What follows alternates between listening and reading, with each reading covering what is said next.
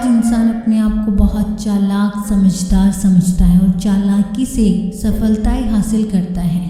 जो कुछ समय गलत होती है, कुछ समय सही होती है, लेकिन वो ये नहीं समझता कि उसके कर्म उसका पीछा कभी नहीं छोड़ते। जिस प्रकार से आकाश में मिट्टी उछालने पर वह मुंह पर ही गिरती है, उसी तरह से मूर्ख व्यक्ति जब अच्छे लोगों के साथ बुरा करने की कोशिश करते हैं तो उनका खुद का ही बुरा होता है। कर्म कभी ना कभी जरूर सामने आता है, जैसा करोगे वैसा ही भरोगे। इसी प्रकार एक कहानी है कि गांव में धर्मपाल नामक व्यक्ति अपनी पत्नी मैना, पुत्र सुदास के साथ रहता था। वह खेती करके परिवार का भरण पोषण करता था। पुत्र से कोई काम नहीं लेता था। पत्नी के टोकने पर वह कहता, अभी तो उसके खेलने खाने के दिन है। कुछ दिनों पश्चात गांव में हैजे की बीमारी फैल जाती है, जिसमें उसकी पत्नी की मृत्यु हो जाती है। आखिर में धर्मपाल सुदास का विवाह कर देता है।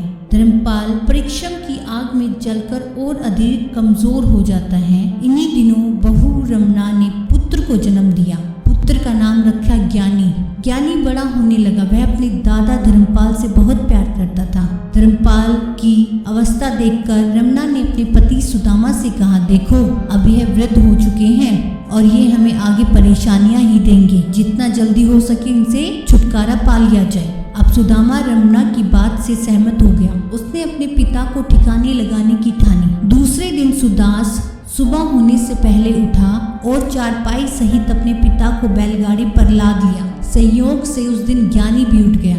वह भी साथ चलने की जिद करने लगा। सुदास ने प्यार से उसे समझाया पर वह नहीं माना। ज्ञानी भी धर्मपाल के साथ चल दिया।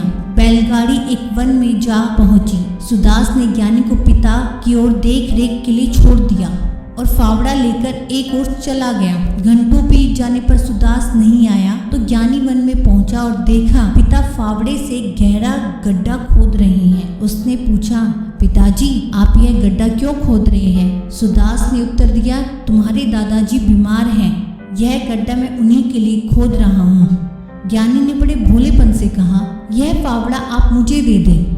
आप भी एक दिन बूढ़े होंगे, बीमार होंगे, मैं आपके लिए पहले ही एक गड्ढा तैयार रखना चाहता हूँ। यह सुनकर सुदास कुछ समय के लिए मौन हो जाता है और उसकी अंत आत्मा जाग उठती है।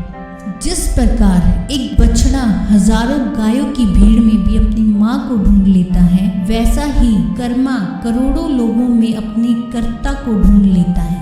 जैसा आप कर रहे हो आपके साथ वैसा ही होता है।